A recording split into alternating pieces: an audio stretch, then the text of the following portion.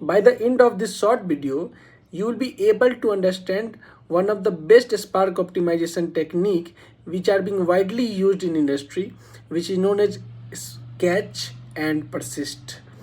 And also, we will be able to understand the significant difference between the catch and persist technique. तो चलो इसको समझते हैं. तो जब भी आप कभी स्पार्क जॉब सबमिट करते हो, ठीक है, तो आपको पता है कि स्पार्क इस जॉब में बहुत सारे ट्रांसफॉर्मेशंस होते हैं, राइट. तो सपोज करो हमारे पास अभी 6 transformations like T1, T2 and so on up to T6. तो आपने स्पार्क जॉब सबमिट किया, उसमें 6 ट्रांसफॉर्मेशन है, ठीक है. तो ये कुछ इस तरीके से है. तो T3 के बाद क्या होता है, T2 T1 पे डिपेंडेंट है, T3 जो है हमारा वो T2 पे डिपेंडेंट है. These are the transformation. It can be like wide transformation और नैरो ट्रांसफॉर्मेशन, ठीक है.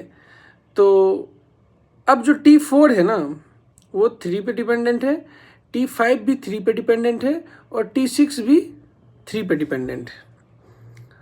तो जब आप जॉब सबमिट किए तो इस तरीके से ये ट्रांसफॉर्मेशन चला और आफ्टर T6 आप कुछ एक्शन परफॉर्म करते हो. तो T4 कैलकुलेट करने के लिए भी मुझे T3 चाहिए होगा और T3 फिर अप टू T1 तक कंप्यूट करेगा.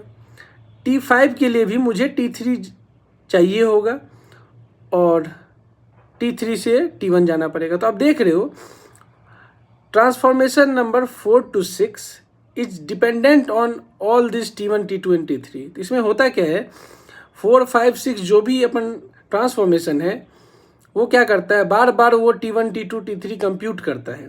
तो इस रिकम्प्यूटेशन को कम करने के लिए हम क्या करेंगे, जो T3 का जो डेटा फ्रेम है उसको कैच करके हम स्टोर कर लेंगे मेमोरी में, ठीक है, ताकि हमको बार बार रिकम्प्यूट ना करना पड़े.